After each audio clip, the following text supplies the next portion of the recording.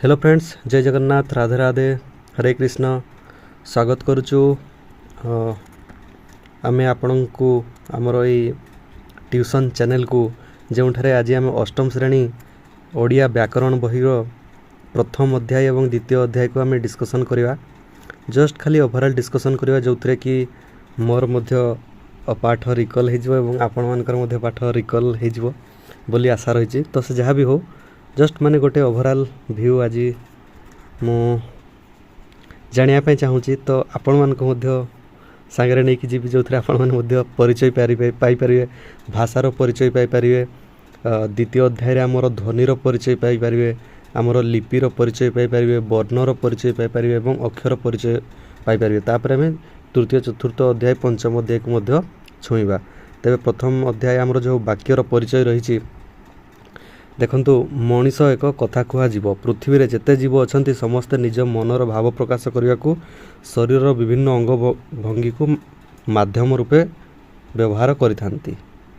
सेटा केतेक प्राणी अंग भंगी सह ध्वनिर प्रयोग मध्य करती। ए हला कथा जेमती पशु पक्षी माने निजर सब स्वर माध्यम रे निज निज मध्य भाषार प्रयोग करिकी निजर आवेग को आदान प्रदान करिथांती, निजर मनर भाव को प्रकाश करिथांती। सेहीपरि मनीष मध्य कथा कहवा शैली माध्यम निजर भाव को सामना वाला पाखरे माने निजर भाव को रखि थाए, निजर भाव को प्रकाश करि थाए, निजर भाव को तांको पाख को प्रदान करि थाए। तो सही संबंध रे आमे आगु पढ़ी चलिबा। तो एथर आमे कोन जानले जे भाषा मनीष कहूतबा ध्वनि जहाँ नियम आबद्ध भावे शब्द और वाक्य रे प्रकाशित होई थाए। गोटे भाषाटा जोटा हमर मनीष कहूतबा ध्वनि, मनीष जहाँ कहू जो भाषाटा कहूँ से गोटे टाइप्र ध्वनिटा जहाँकि नियम आबद्ध मध्य रही जो थे शब्द और वाक्य व्यवहृत होती किसी व्याकरण सुसंजित भाव गठन करी शब्द और वाक्य को एवं ता प्रकाश करुच्ची मनर भाव को। लिपि यही सार्थक ध्वनि गुड़िकर प्रतीक। ये जो मनीष जो आमर ध्वनि सब प्रकाश करुच्ची निजर भाव को प्रकाश करने जो ध्वनि को निज मुखर माने प्रकाश करुच्छे से ध्वनिर प्रतीक को आमे लिपि बोली कही था। जानले तापर जमती आमर ये सब कही सबुठार गुरुत्वपूर्ण कथाटी मन रखा हेब जे मनीष कथा कही पारुथिबारु तार निजर भाषा थिबारु विकास संभव होईछि। धर्म धारणा पाई भाषा दरकार, पाठ पढ़ा को भाषा दरकार, चाष करने को, घर तैयारी करने को, पाठ पढ़ी डाक्तर, इंजीनियर, हाकिम, शिक्षक किंबा आउ जहाँ जहाँ हेबाकू सब भाषा दरकार। भाषा अच्छी बोली शिक्षा अच्छी, भाषा अच्छी बोली सभ्यता अच्छी, भाषा अच्छी बोली संस्कृति अच्छी, भाषा अच्छी बोली इतिहास अच्छी, भाषा अच्छी बोली भूगोल, दर्शन, विज्ञान, वाणिज्य सबकिछि अच्छी। भाषा नहीं तो किछि नहीं। तारी पाई मनीष श्रेष्ठ जीव होई पारिछि एवं से भाषा बिना पशु ठारू भी हीन हो जावार आशंका रही। किंतु ता माने या नुह जे पशु माने होचंती हीन, सेमाने मध्य तांकर क्षेत्र में सेमाने बहुत आगरे अछंती। ये सब है कथा। तेबे कौन कौन आगु रही देखा ये सब लिखी देखु। किसी संस्कृत रु आसी, किसी संस्कृत रु जमती एटा भाषाविद माने वेदर भाषा को वैदिक कहतुआ बेले पुराण काव्यर भाषा को संस्कृत बोली कहती। भाषाविद माने वेदर भाषा को वैदिक भाषा कहतुआ बेले पुराण काव्य भाषा को संस्कृत कही था। तापर मध्य साधारण लोके निज निजर अंचल रे निजर निजर अंगभंगी रे माने निज ढंग रे उच्च शब्द उच्चारण करछंती। जेमिति आमर आदिवासी संप्रदाय जो सांताल से माने तांकर सांताली भाषा रही, माझी जाति रे तांकर माझी भाषा रही, मुंडा मानकर मुंडारी भाषा रही, तांकर गीत मध्य स्वतंत्र रही, महंत मानकर कुर्माली भाषा रही। यही है कथा। ओडिया मानकर ओडिया भाषा रही, संबलपुरी मानकर कोसली भाषा रही। संबलपुरी भाषा क्या है वो केनता कथा माने कहस तमें तो हेन्ता माने कहस जे क्या है क्या करमा देखमा तमें हेन्ता कथा माने नहीं कहब वो माने यही टाइप सब संस्कृत रे संस्कृत रे कहूँ सॉरी संबलपुरी रे। तो ତାପରେ ମଧ୍ୟ ସାଧାରଣ ଲୋକେ ନିଜ ନିଜ ଅଞ୍ଚଳରେ ନିଜ ନିଜ ଢଙ୍ଗରେ ଶବ୍ଦ ଉଚ୍ଚାରଣ କଲେ ଏବଂ ସେସବୁ ପୂର୍ବରୁ ବ୍ୟବହାର ହେଉଥିବା ସଂସ୍କୃତ ଶବ୍ଦଠାରୁ ଅଲଗା ବୋଧ ହେଲା। ହଁ, ସଂସ୍କୃତରେ ଆମେ ଯେଉଁ ଶବ୍ଦଟା ଯେଉଁଭଳିଆ ଭାବରେ ଉଚ୍ଚାରଣ କରୁଛେ, ଯେଉଁ ସଂସ୍କୃତ ଶବ୍ଦଟାକୁ କହିବା ପାଇଁ ଯେଉଁ ଧ୍ୱନି ଆମର ମୁଖରୁ ମାନେ ପ୍ରକାଶିତ ହେଉଅଛି, ଯେତେବେଳେ ଆମର ଗୋଟେ ଆଞ୍ଚଳିକ ଭାଷା ବା ନିଜର ସାମାଜିକ ଭାଷା ଯେଉଁ ସମାଜରେ ଯେଉଁ ଜାତି ରହୁଛନ୍ତି ସେମାନେ ଯେତେବେଳେ ନିଜର ସାମାଜିକ, ନିଜର ଆଞ୍ଚଳିକ, ନିଜର ମାତୃଭାଷାକୁ ପ୍ରକାଶ କରୁଛନ୍ତି, ସେତେବେଳେ ତାଙ୍କର ଢଙ୍ଗ, ଶବ୍ଦର ଉଚ୍ଚାରଣ ନିହାତି ଅଲଗା ରହିବ, ଯେଉଁଟାକି ମାନେ ଆମର ସଂସ୍କୃତ ଶବ୍ଦଠାରୁ ଅଲଗା ବୋଧ ହେବ। ଯେମିତି ପର୍ବତକୁ ପାବତ, ମୟୂରକୁ ମରହି, ଧାତୁକୁ ଧାଉ, ଏହିପରି ଅସଂଖ୍ୟ ଶବ୍ଦର ନୂଆ ଉଚ୍ଚାରଣ କ୍ରମଶଃ ସୃଷ୍ଟି ହେଲା। ମୋର ମନେ ଅଛି ଆମର ସଂସ୍କୃତରେ କହୁଛି ଓଡ଼ିଆରେ ଆମେ ଯେତେବେଳେ ବି ମାନେ ଧରାଯାଉ ଗୋଟେ ଆମେ ଯେତେବେଳେ ହଳ କରିବା କହୁଛୁ, ଓଡ଼ିଆରେ ହଳ କରିବା, ହଳ, ଲଙ୍ଗଳ ଏସବୁ ଯେମିତି କହୁଛୁ, ସମ୍ବଲପୁରରେ ସେଟାକୁ ହଲ କରିବା, ହଲ କରିବା, ଲଙ୍ଗଳ ନାହିଁ, ଲଙ୍ଗଲ ଲ ଆଉ କି କର୍ମ ମୁଇଁ ଜିମି ସେ ହେଇଯାଉଛି। ତ ଏଇସବୁ ମାନେ ଶବ୍ଦ ମଧ୍ୟରେ ଭେଦଭାବ ରହିଛି। ଭେଦଭାବ ତ ରହିନି, କିନ୍ତୁ ଶବ୍ଦ ମଧ୍ୟରେ ଶବ୍ଦର ଆକ୍ଷରିକ ପରିବର୍ତ୍ତନ ଅଛି, କିନ୍ତୁ ଭାବ ସମାନ ରହିଛି। ନଦୀକୁ ନଈ, ଗୃହକୁ ଘର, ମୃତ୍ତିକାକୁ ମାଟି ଇତ୍ୟାଦି ସବୁ ଆମେ କହି ଚାଲିଛେ, ଯାହାକି ସ୍ୱାଭାବିକ ଭାବରେ ଲୋକମୁଖରେ ବଦଳି ଚାଲିଛି ସମାଜର ଅଗ୍ରଗତି ହେବା ସହିତ। ଏହା ଭାଷାର ଦୁର୍ବଳତା ନୁହେଁ, ବରଂ ସ୍ୱାଭାବିକ ଲକ୍ଷଣ। ଏପରି ସମୟକ୍ରମେ ଆମ ଭାଷାରେ ପର୍ବତ, ମୟୂର, ଧାତୁ ପରି ଅସଂଖ୍ୟ ଶବ୍ଦ ପୁଣି ବ୍ୟବହାରକୁ ଆସିଲେ। ଏପରି ଗୋଟିଏ ଗୁରୁତ୍ୱପୂର୍ଣ୍ଣ କଥା ବୁଝି ହେଉଛି ଯେ ଭାଷା ପରିବର୍ତ୍ତନଶୀଳ ଏବଂ ସଞ୍ଚରଣଶୀଳ। ଭାଷା ପରିବର୍ତ୍ତନଶୀଳ ଏବଂ ସଞ୍ଚରଣଶୀଳ। ଏଇଠି ଗୋଟେ ପଏଣ୍ଟଟା କିଛି ସମୟ ପୂର୍ବରୁ ଆମେ କହିଲେ, କେଉଁଟା କ'ଣ ନା, ଭାଷାବିତ୍ ମାନେ ବେଦର ଭାଷାକୁ ଡ୍ୟାସ୍ କହିଥାନ୍ତି। ଏଇଟା ପ୍ରାୟ ଟାଇମ୍ରେ ଆମର ପରୀକ୍ଷାରେ ଆସିଥାଏ। ଭାଷାବିତ୍ ମାନେ ବେଦର ଭାଷାକୁ ବୈଦିକ କହିଥାନ୍ତି। ପୁରାଣ କାବ୍ୟରେ ଭାଷାକୁ ଡ୍ୟାସ୍ କହନ୍ତି। ଭାଷାବିତ୍ ମାନେ ପୁରାଣ କାବ୍ୟର ଭାଷାକୁ ସଂସ୍କୃତ କହିଥାନ୍ତି। ଏଇଟା ପ୍ରାୟ ଟାଇମ୍ରେ ମାନେ ଆମର OMRରେ ପଚାରି ଦେଇଥାଏ। ଆଉ ଗୋଟେ ଏଇଟା, ଭାଷା ଡ୍ୟାସ୍ ଅଟେ, ଭାଷା ପରିବର୍ତ୍ତନଶୀଳ ଅଟେ, ଭାଷା ସଂଚରଣଶୀଳ ଅଟେ। ଅବଶ୍ୟ ଏତେ ଭିତରକୁ ପଚାରିବନି, ବଟ୍ ସବୁ ମଧ୍ୟ ମାନେ ଗୋଟେ ଇମ୍ପୋର୍ଟାଣ୍ଟ ଟାଇପ୍ର ଜିନିଷ। ତ ଏହି ପରିବର୍ତ୍ତନ ଗୋଟିଏ ଦିନରେ ବା ଗୋଟିଏ ବର୍ଷରେ ହୁଏ ନାହିଁ, ଶହ ଶହ ବର୍ଷ ଧରି ଲୋକମୁଖରେ ଏମିତି ଦେଖାଯାଇଥାଏ। ଯେମିତି 2017 ମସିହା ବେଳକୁ ବା କରୋନା ବହୁତ ପୂର୍ବରୁ, ମାନେ 3-4-5 ବର୍ଷ ପୂର୍ବରୁ 2015-16 ଟାଇମ୍ରେ ରିଲ୍ସ କହିଲେ କ'ଣ ଲୋକ ଜାଣିନଥିଲେ, ରିଲ୍ସ। କିନ୍ତୁ ଏବେ କହିଲା ବେଳକୁ ବାପରେ ରିଲ୍ସ ମାନେ ଏଇନା ପୁରା ଗୋଟେ ମାନେ 7-8 ବର୍ଷର ଛୁଆ ବି ସବୁ ଜାଣିଯାଇଛନ୍ତି ଯେ ରିଲ୍ସ କେମିତି କ'ଣ ଜିନିଷଟା, ରିଲ୍ସ କେମିତି ବନାଯାଏ ସବୁ ଜାଣିଯାଇଛନ୍ତି। ତ ଏଇ ହେଲା କଥା, ରିଲ୍ସ ଶବ୍ଦଟାର ଅର୍ଥ ବ୍ୟବହାର କେହି ଜାଣିନଥିଲେ, ବଟ୍ ଏବେ ପ୍ରାୟତଃ ଲୋକଙ୍କର ମାନେ 90% ସମାଜର 90% ଲୋକଙ୍କ ମୁଖରେ ସେଟା ମାନେ ଶୁଣାଯିବାର ଜଣାପଡ଼ୁଛି, ଦେଖାଯିବାର, ପ୍ରାୟ ସମସ୍ତେ ଶୁଣୁଛନ୍ତି ମଧ୍ୟ ଯେ ହଁ ରିଲ୍ସ ବୋଲି ଗୋଟେ ୱାର୍ଡ଼ ଅଛି।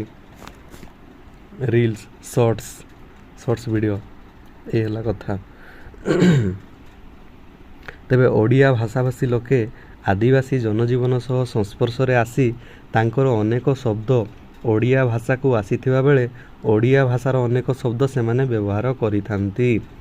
ଆମ ଦେଶରେ ଇଂରେଜମାନେ ଯେମିତି ମନେ ପଡ଼ିଲା, ସମ୍ବଲପୁରରେ ଗୋଟେ ଆମେ ସମ୍ବଲପୁରରେ ବେଡ଼ାଟାକିରେ ବେଡ଼ା ଲେକିନ୍ କାଁ ହେଲା ଯେ ହେଉଛୁ ହେନ୍ତା ନି ହେବ, ମାନେ ବେଡ଼ା ଆମେ କହିଦେଉଛୁ, କିନ୍ତୁ ଓଡ଼ିଆରେ ବେଡ଼ା କହିଲେ କି ବେଡ଼ା ଜମି, ମାନେ ଚାଷ ଜମି ଉପରେ ବେଡ଼ାଟାକୁ ସାଧାରଣତଃ ବେଡ଼ା ଜମି, ଢିପା ଜମି ଏଇଭଳିଆ ମାନେ କୁହାଯାଏ। କିନ୍ତୁ ବେଡ଼ା, ସମ୍ବଲପୁରରେ ବେଡ଼ା ଅର୍ଥଟା ହେଉଛି ମୂର୍ଖମାନଙ୍କୁ, ମାନେ ଯେ ମାନେ ଅଜଣା ହେଇଗଲା, ମାନେ ଜାଣିପାରିଲା ନାହିଁ, ବେଡ଼ା ଲେକିନ୍ କାଁ ହେଲା ଯେ ହେନ୍ତା କହୁଛୁ, ତୁ ନି ଜାଣିପାରବା କେଁ, बेड़ा नहीं तो हेन्ता नहीं कर रे हेड़ा हेन्ता नहीं हुए हेन्ता माने सेई भलिया ये सब वार्ड भी रही माने जोटा कि माने ओडिया भाषाभाषी लोके आदिवासी जनजीवन सह संस्पर्श आसी तांकर अनेक शब्द ओडिया भाषा को आसता बेले ओडिया भाषार अनेक शब्द से व्यवहार करमती भातटा आम ओडिया भात कही दूचु किंतु जितेबाला आम जितेबाला माझी बा आमर मुंडा संप्रदायर लोकों पाखु जावा मांडी मांडी टिके दे रे मांडी उतु उतु उतु कहले तुण तुण टिके दे आम ओडिया तरकारी तरकारी टिके दियो उतु टिके दे उतु कहले तरकारी भात सरी गला वो भात टिके दे मांडी मांडी कहले भात बानवा कहले सरी गला किस एटा कौन जाऊ अच्छी बुलुम बुलुम कहले हूँ लुण जोटा कि माने आमर सांताल भाषा बुलुम कह जाए लुणटा को तो ये सब रही माने ओडिया भाषाभाषी लोके आदिवासी जनजीवन सह संस्पर्श आसिक तांकर अनेक शब्द ओडिया भाषा को माने ओडिया भाषा रे कौन यूज होची एवं माने आमर अन्य आदिवासी जनजीवन लोक मैंने कौन यूज करते जानीला बट किसी शब्द एपट को मध्य आसी किसी शब्द सेपट को मध्य जाइए जोटा कि माने प्राय एवं यूज चली जमती कि तो ओडिया भाषार अनेक शब्द से व्यवहार करती आम देश में इंग्रेज माने शासन करुले और इंग्रेज शिक्षार प्रचलन आम चेयर टेबुल स्कूल कॉलेज कहता बेले से माने आम भाषारू पंडित लाठी घेराव प्रभृति अनेक शब्द नहीं पृथ्वीर सबु भाषा एपरी मिश्रण मिलता है एथि बुझा जाए जे कौन सी भाषा अबिमिश्र नुहे सार कथा कौन है ताले भाषा अपरिवर्तनीय नुहे माने भाषा परिवर्तनीय अबिमिश्र नुहे एवं सदा प्रवहमान एक धारा परी लोकमुखरे विकास पथरे चली थाए भाषा संबंध रे यही साधारण कथा आमे मन रखा उचित आम भाषा ओडिया यह को आम मातृभाषा बोली कही थाउ माँ जेमिति लालन पालन करी स्नेह ममता देई आमको बढ़ाई सेहीपरी आम भाषा आम भावना सेहीपरी यही भाषा आम भावना कल्पना विचार आदि को चिंता करिया पई प्रकाश करिया पई शक्ति और सामर्थ्य देइछि शिशुटीए तार चारिपाखरे थिबा बड़ सान लोकंक ठारू जहाँ शुणे ताकू उच्चारण करने को चेष्टा करिथाए ये सब जिनस रहा तो आम पूरा लाइन बाय लाइन जदि पढ़ा ताले आम पाखे टाइम सेतकी नहीं बट आम चेष्टा करवा सब किसी को कभर करने तो ये रहा आ कौन अच्छी मेन मेन पॉइंट जोटा को आमको नजर देवाई पड़ो दुईटी भाषा सहजरे बुझी होउतले मध्य निज परिवार परिजन ठारू शिखिथिबा प्रथम भाषाटी मातृभाषा होइथाए जेपरी बालेश्वर सीमांतरे ओडिया और बंगला गजपति सीमांतरे ओडिया और तेलुगु व्यवहृत होउतले मध्य ओडिया परिवारर शिशुटीर मातृभाषा ओडिया ही होइथाए अनुरूप भाव में बंगला और तेलुगु भाषाभाषी परिवार रे बंगला बा तेलुगु शिशुर मातृभाषा होइथाए विकास क्रम आम भाषा ओडिया प्राय 2000 रु अधिक वर्षर पुराणा बोली भाषाविद मानक जुक्ति को स्वीकार करी भारत सरकार को साहित्य अकादेमी आनुकूल्य रे यह शास्त्रीय मान्यता प्रदान करा जाइछि एवं एही मान्यता संस्कृत दक्षिण भारतर 4टी द्राविड़ भाषा तमिल तेलुगु मलयालम कन्नड़ पाइथिबा बेले षष्ठ भाषा भावे आम ओडिया भाषा को मिली एटी मेन मेन पॉइंट अच्छी जो कि प्राय टाइम आम परीक्षा रे आसी थाए कौन भारत सरकार को साहित्य अकादेमी आनुकूल्य रे भाषा को शास्त्रीय मान्यता प्रदान करिबारे ओडिया भाषार क्रम संख्या केते षष्ठ माने 6 नंबर स्थान रे ओडिया भाषा को मिली यही मान्यता एवं संस्कृत दक्षिण भारतर 4टी द्राविड़ भाषा कौन कौन तमिल तेलुगु मलयालम कन्नड़ यह हूँ दक्षिण भारतर 4टी द्राविड़ भाषा तेलुगु तमिल मलयालम कन्नड़ एवं षष्ठ भाषा कौन जोटा कि आमर साहित्य केंद्र साहित्य अकादेमी आनुकूल्य शास्त्रीय मान्यता मिली आमर षष्ठ भाषा हूँ ओडिया ଓଡ଼ିଆ ଭାଷା। ଏଥିରୁ ଆମ ଭାଷାର ପ୍ରାଚୀନତା ସମ୍ବନ୍ଧରେ ସ୍ପଷ୍ଟ ପ୍ରମାଣ ମିଳିଥାଏ।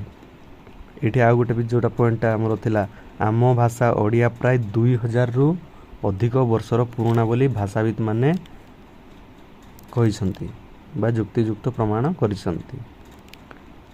ଅପସନରେ ପଚାରି ବି ଦେଇପାରେ କେତେ ହଜାର ବର୍ଷ ପୁରୁଣା, 2000, 3000, 4000। ତେବେ ଭରତ ମୁନିଙ୍କ ରଚିତ ନାଟ୍ୟଶାସ୍ତ୍ର ଓ ଅନ୍ୟାନ୍ୟ ପ୍ରାଚୀନ ଗ୍ରନ୍ଥମାନଙ୍କରେ ଅଡ୍ର, ଉଡ୍ର ଆଦି ଜାତି ଓ ଲୋକଭାଷାର ସୂଚନା ମିଳିଥାଏ। ପ୍ରାୟ 1500 ବର୍ଷ ତଳେ ବୌଦ୍ଧ ଧର୍ମର ଶାଖା ସହଜପନ୍ଥୀ ସାଧକମାନେ ଯେଉଁ ଗୀତ ରଚନା କରିଥିଲେ ସେସବୁ ଚର୍ଯ୍ୟାଗୀତି ବା ଚର୍ଯ୍ୟାପଦ ଭାବରେ ପରିଚିତ। ଏହି ଗୀତଗୁଡ଼ିକର ଭାଷା ଓଡ଼ିଆ। ଏହାକୁ ଭିତ୍ତି କରି ପ୍ରାୟ 7ମ ଶତାବ୍ଦୀରୁ 10ମ ଶତାବ୍ଦୀ ମଧ୍ୟରେ ଓଡ଼ିଆ ଭାଷାର ସ୍ପଷ୍ଟ ରୂପ ବିକଶିତ ହୋଇଥିବାର ସ୍ୱୀକାର କରାଯାଇଥାଏ। ତାପରେ 15ଦଶ ଶତାବ୍ଦୀରେ ସିଦ୍ଧମୁନି ସାରଳା ଦାସଙ୍କ ମହାଭାରତ କିଏ ଲେଖିଥିଲେ? ସାରଳା ଦାସ। ଓ ଅନ୍ୟାନ୍ୟ ରଚନାବଳୀ ସ୍ୱତନ୍ତ୍ର ଓଡ଼ିଆ ଲିପିରେ ଓଡ଼ିଆ ଗ୍ରନ୍ଥ ରଚନାର ଉଦାହରଣ ଅଟେ।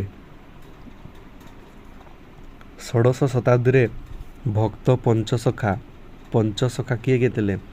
ବଳରାମ ଦାସ, ଜଗନ୍ନାଥ ଦାସ, ଅଚ୍ୟୁତ, ଅନନ୍ତ, ଯଶବନ୍ତ। ସାହିତ୍ୟ କୃତି ଓ ବିଶେଷ ଭାବେ ଜଗନ୍ନାଥ ଦାସଙ୍କ ଓଡ଼ିଆ ଭାଗବତ କିଏ ଲେଖିଥିଲେ? ଅତିବଡ଼ି ଜଗନ୍ନାଥ ଦାସ।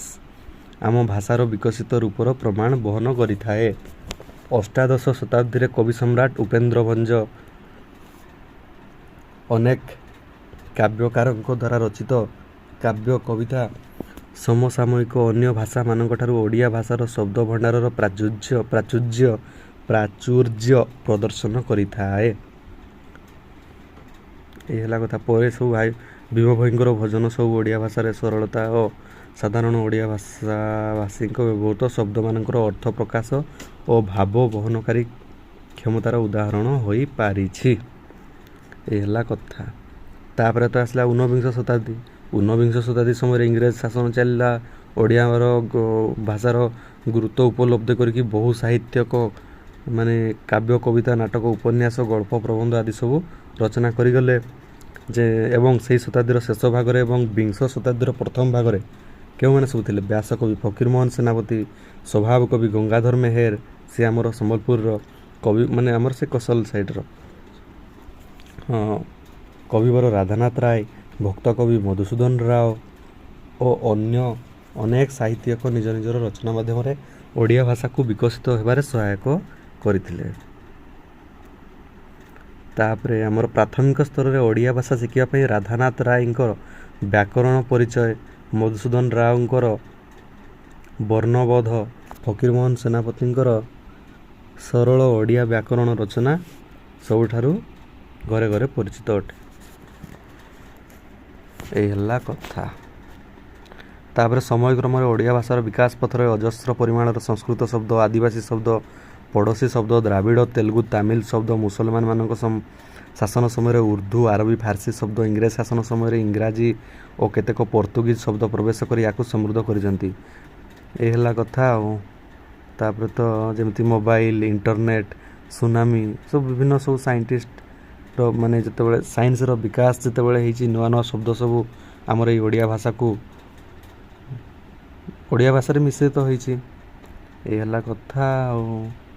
ଯେମିତି ଫରାସୀ ଭାଷାର ରେସ୍ତୋରାଁ ଆମ ଦେଶରେ ରେଷ୍ଟୁରାଣ୍ଟ ଭାବେ ଲେଖା ହୋଇଥାଏ, ଯାହାର ଅର୍ଥ ଖାଦ୍ୟପେୟ ମିଳିଥାଏ। ଆଚ୍ଛା, ହୋଟେଲ। ଏ ହେଲା କଥା। ତାପରେ ବୈଶିଷ୍ଟ୍ୟ ଓ ସ୍ୱରୂପ। ପୃଥିବୀରେ ଯେତେ ଭାଷା ବ୍ୟବହୃତ ହୋଇଥାଏ ସବୁ ଭାଷାର କିଛି ନା କିଛି ବୈଶିଷ୍ଟ୍ୟ ଥାଏ ବୋଲି ତାହା ଅନ୍ୟ ଭାଷାଠାରୁ ସ୍ୱତନ୍ତ୍ର ଭାବେ ଚିହ୍ନଟ କରାଯାଏ। ଆଚ୍ଛା, କ'ଣ କହିଲା?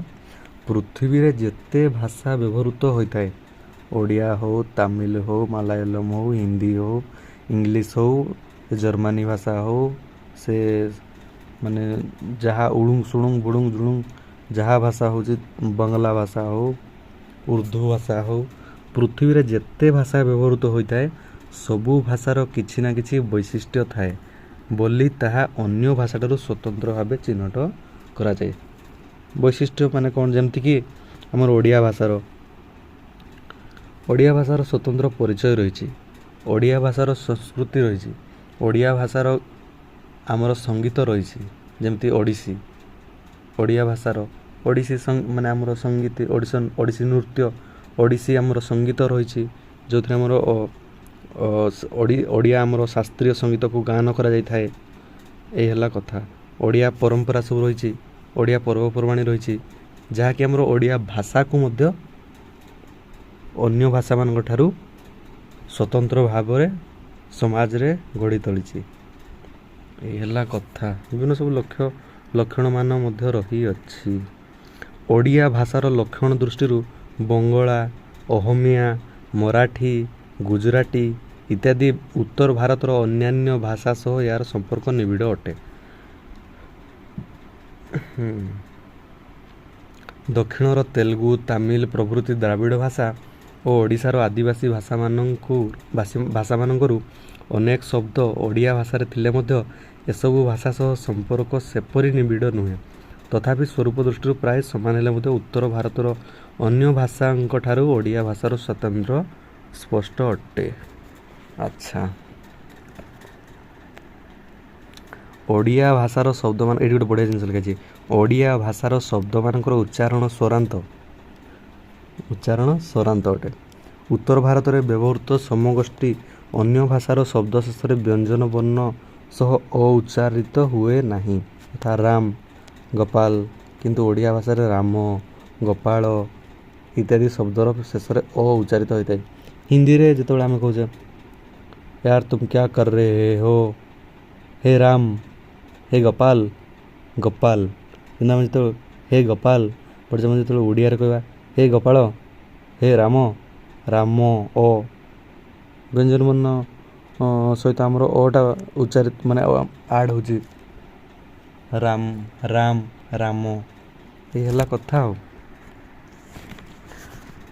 ସେଇଭଳିଆ ସ୍ୱରବର୍ଣ୍ଣ ରୁ ଅନ୍ୟ ସମଗୋଷ୍ଠୀ ଭାଷାରେ ରି ପରି ଉଚ୍ଚାରିତ ହୁଏ, ଯଥା ଋଷି, କୃଷ୍ଣା, କିନ୍ତୁ ଓଡ଼ିଆ ଭାଷାରେ ରୁ ପରି ଉଚ୍ଚାରିତ ହୁଏ, ଋଷି, କୃଷ୍ଣ, ହରେ କୃଷ୍ଣ, ହରେ କୃଷ୍ଣା, ହରେ କୃଷ୍ଣା, ହରେ କୃଷ୍ଣା, ହରେ କୃଷ୍ଣ। ଏ ହେଲା କଥା। ବ୍ୟଞ୍ଜନ ବର୍ଣ୍ଣମାଳାର ଅବର୍ଗ୍ୟ ଜ, ଯାହାକୁ ଅନ୍ତସ୍ଥ ଜ ମଧ୍ୟ କୁହାଯାଇଥାଏ।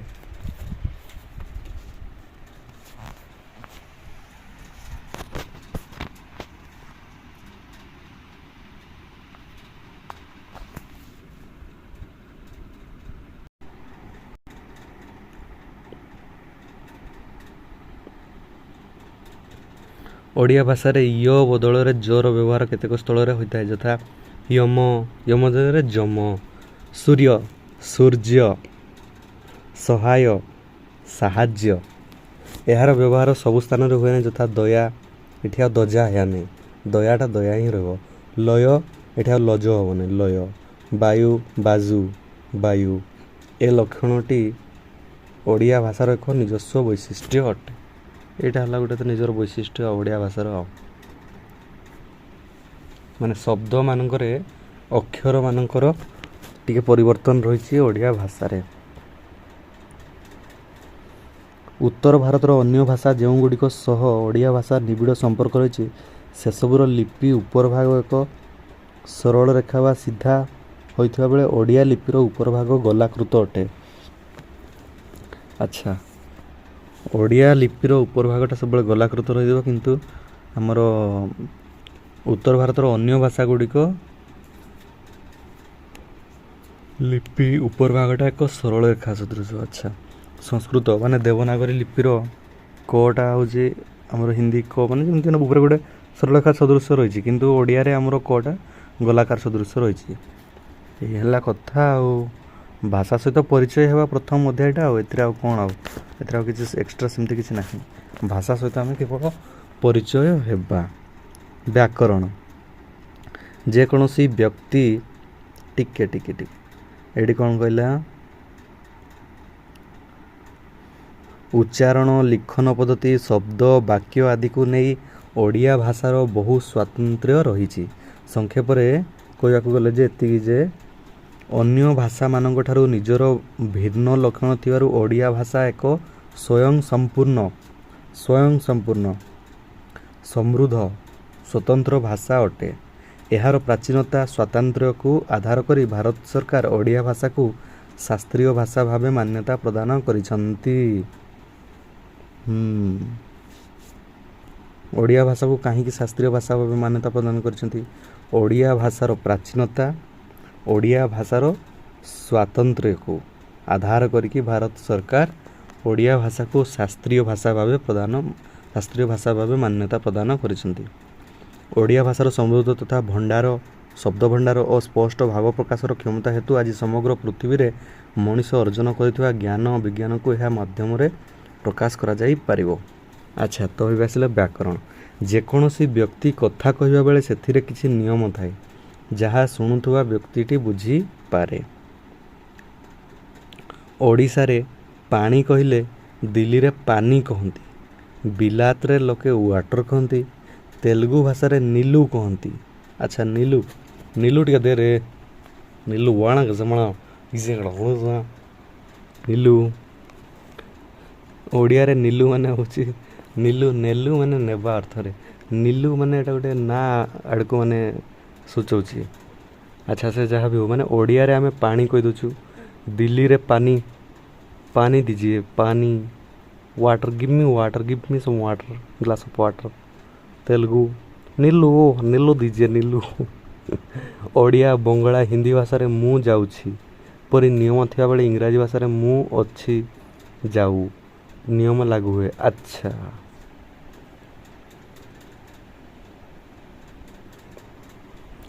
ଗୋଟିଏ ଭାଷାର ଶବ୍ଦକୁ ଆଉ ଗୋଟିଏ ଭାଷାର ଉଚ୍ଚାରଣ ପରି କହିଲେ ତାହା ଅଖାଡ଼ୁଆ ଲାଗେ। ସେମିତି ଏଇସବୁ ଜିନିଷ ରହିଛି। କ'ଣ? ବିଲେଇ ମୂଷା ଖାଏ। ବାକ୍ୟଟାକୁ ଆମେ ଯଦି ମୂଷା ବିଲେଇ ଖାଏ କହିବା ତାହେଲେ ହେବ କି? ଏହାର ଅର୍ଥ ହିଁ ବଦଳି ଯାଉଛି, ଯେଉଁଟାକି ମାନେ ଅସମ୍ଭବ ସଦୃଶ୍ୟ। ମୂଷାଟାକୁ ବିଲେଇଟା ଖାଇପାରିବ, କିନ୍ତୁ ମୂଷାଟା ବିଲେଇଟାକୁ ଆଉ ଖାଇପାରିବ କି? ଏଇ ହେଲା କଥା। ମାନେ ଭାଷା ମାନେ ଚେଞ୍ଜ ହେଲା ବେଳକୁ ମାନେ ଭାଷାର ଶବ୍ଦର ବିଭିନ୍ନତା ବାକ୍ୟ ମଧ୍ୟରେ ଯେଉଁ ସଞ୍ଚାରଣ ହୋଇକି ରହିଛି ସେଥିରେ ମଧ୍ୟ ନିୟମମାନଙ୍କରେ ପରିବର୍ତ୍ତନ ଲକ୍ଷ୍ୟ ହେଉଅଛି। ତାହେଲେ କ'ଣ ଏଠି କୁହାଗଲା? ଭାଷା ଆଲୋଚନା ବେଳେ ନିୟମ କଥା କୁହାଯାଇଛି ଏବଂ ଭାଷା ବ୍ୟବହାରର ଏହି ଶୃଙ୍ଖଳା ବା ନିୟମ ଗୁଡ଼ିକୁ ବ୍ୟାକରଣ କୁହାଯାଏ। ଆଚ୍ଛା, ମନେ ରଖିବାକୁ ହେବ ଯେ ଭାଷାର ବ୍ୟାକରଣ ସ୍ୱତଃ ତା'ର ବ୍ୟବହାର ସହିତ ସୃଷ୍ଟି ହୋଇଥାଏ। ପରବର୍ତ୍ତୀ ସମୟରେ ତା'ର ନିୟମ ଗୁଡ଼ିକୁ ବିଦ୍ୱାନମାନେ ଖୋଜି ବାହାର କରନ୍ତି ଏବଂ ଏଗୁଡ଼ିକ ଲିପିବଦ୍ଧ ହେଲେ ତାକୁ ସେହି ଭାଷାର ବ୍ୟାକରଣ ବୋଲି କୁହାଯାଏ। ଆଚ୍ଛା, ବ୍ୟାକରଣ ବୋଲି କୁହାଯାଏ। ଏବେ ମଧ୍ୟ ଆମ ଦେଶରେ ଓ ସାରା ପୃଥିବୀରେ ଏପରି ଅନେକ ଭାଷା ଅଛି ଯାହାର ବ୍ୟାକରଣ ଲିପିବଦ୍ଧ ହୋଇନାହିଁ, କିନ୍ତୁ ସେ ଭାଷା କିଛି ଗୋଷ୍ଠୀ ଦ୍ୱାରା ବ୍ୟବହୃତ ହେଉଛି। ପୃଥିବୀର ଅନ୍ୟ ଦେଶ ପରି ଆମ ଭିତରେ ଅନେକ ନିରକ୍ଷର ବ୍ୟକ୍ତି ଓ ଅଳ୍ପ ପାଠପଢ଼ା ବ୍ୟକ୍ତି ଅଛନ୍ତି ଯେଉଁମାନେ ସୁନ୍ଦର ଶୈଳୀରେ ନିର୍ଭୁଲ କଥା କହିପାରନ୍ତି, କିନ୍ତୁ ସେମାନେ ବ୍ୟାକରଣ ପଢ଼ି ନାହାନ୍ତି, ଭାଷାର ନିୟମ ଜାଣିନାହାନ୍ତି। ନିଦ ଲାଗିଲାନି ୟାର। ଟାଇମ୍ କେତେ ହେଲାଣି? Time 12:34 AM। ଆଜି ହେଲା ଗଣେଶ ପୂଜା। ବକ୍ରତୁଣ୍ଡ ମହାକାୟ ସୂର୍ଯ୍ୟକୋଟି ସମପ୍ରଭ ନିର୍ବିଘ୍ନଂ କୁରୁ ମେ ଦେବ ସର୍ବକାର୍ୟେଷୁ ସର୍ବଦା। ଭଗବାନ ବିଘ୍ନ ବିନାଶାୟ ନମଃ ଶ୍ରୀ ଶ୍ରୀ ଗଣପତୟେ ନମଃ ଶ୍ରୀ ଶ୍ରୀ ଅଗ୍ରପୂଜ୍ୟ ନମଃ ଶ୍ରୀ ବିଘ୍ନ ବିନାଶାୟ ଗଣେଶଙ୍କୁ ପ୍ରାର୍ଥନା କରି ଆଜି ଆମର ଟ୍ୟୁସନ୍ ଚ୍ୟାନେଲ୍ର ଅଫିସିଆଲି ଆମେ ଗୋଟେ ଲକ୍ଷ୍ୟ ନେଇକି ଟ୍ୟୁସନ୍ ଚ୍ୟାନେଲ୍କୁ ଆଗକୁ ବଢ଼ାଇବା ପାଇଁ ପ୍ରୟାସ କରୁଅଛୁ ଆଜିର ମାନେ ଏଇ ଗଣେଶ ପୂଜା ଦିନରେ। ତେଣୁ ଆଶା କରୁଛି ପିଲାମାନେ ତୁମେମାନେ ମୋ ସହିତ ପଢ଼ିକି ନିହାତି ଚାକିରି ବାକିରି ଖଣ୍ଡେ ପାଇବ। ମୁଁ ବି ଚାକିରି ବାକିରି ଖଣ୍ଡେ ପାଇବି ଏବଂ बहुत किसी आम पाठ जानिबा, बहुत किसी पाठ आम डिस्कसन करिबा। तेबे से जहाँ भी होना कहीं आम प्रथमे टिके भाषार परिचय आम पाई जिबा, भाषार वैशिष्ट्य कौन जानिबा, भाषारे व्याकरण कौन कौन रही जानिबा, भाषार अन्य भाषा सहित तुलना करके जो स्वतंत्रता रही से सब को आम जानिले। ये सब जिनस जानी जानी पारिबा द्वारा आम मानक मध्यरे भाषा प्रति आग्रह बढ़िबो, जानिबा पई इच्छा हबो। तेबे से जहाँ भी होना कहीं ताहले पूर्वर आलोचना करा जायछि जे व्याकरण न पढ़ी भाषा शिखी हेबो। अच्छा, तो कौन कौन एथरे आ इम्पोर्टाट अच्छी, इम्पोर्टाट तो किसी सेमती लागू नहीं थी। अच्छा अच्छा, एथरू जानले जे व्याकरण तार भाषा मध्य ज्ञान विज्ञान को संचय कर रखा पे समर्थ कराए। गोटे भाषार शुद्ध व्यवहार और प्रसार पाई व्याकरण भूमिका गुरुत्वपूर्ण अटे।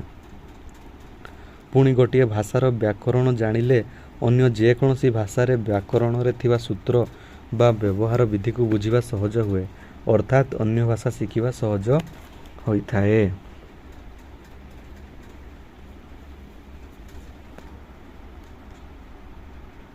अच्छा, शिक्षकों पाई सूचना, तापर आसला अभ्यास कार्य।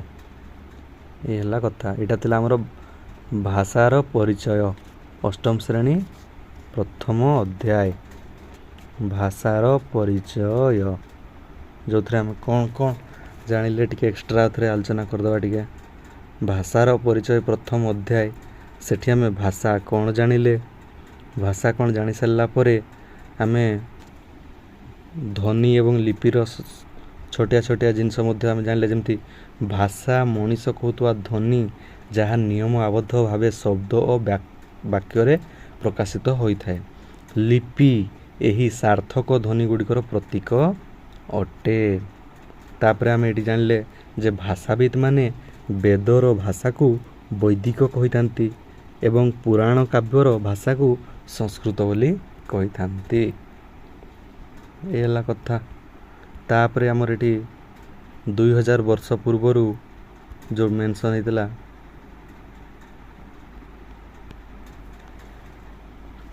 तापरे आमर भाषा आम भाषा आम भाषा मातृभाषा विकास क्रम ये जोड़ा कहला आमर ओडिया भाषा प्राय 2000 रु अधिक वर्षर पुराणा बोली भाषाविद माने कहते बा प्रकाश करिसंती, जुक्ति प्रकाश करिसंती।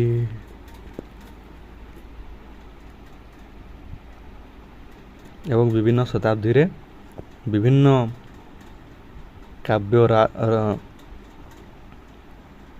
रचयिता माने काव्य रचना करिसंती, नाटक रचना करिसंती, कविता रचना करिसंती, उपन्यास रचना करिसंती, गल्प रचना करिसंती, प्रबंध लिखिसंती। एही हला कथा जाकि आमर ओडियार परिचय सारा पृथ्वी रे स्वतंत्र लाभ करिछि एवं सारा पृथ्वी रे चहल सृष्टि करिछि। सारा पृथ्वी रे चहल सृष्टि कला व्याकरण, राधानाथ राय व्याकरण परिचय। छबिल मधु वर्णबोध बिलेई वर्णबोध मधुसूदन राउंकर, भक्त कवि मधुसूदन राउंकर वर्णबोध घरे घरे परिचित। सरल ओडिया व्याकरण फकीरमोहन सेनापतिंकर। एला कथा। तापरे भाषार वैशिष्ट्य एवं स्वरूप संबंध में आम आलोचना कले। भाषार वैशिष्ट्य स्वरूप केमती आमर ओडिया भाषा रे गोटे ओडिया भाषार गोटे चार्म गोटे अलग प्रकार, केते सुंदर केते भाव रही। देख राम गोपाल, हे राम तमे कुआडे जाउछ, हे राम तुम किधर जा रहे हो।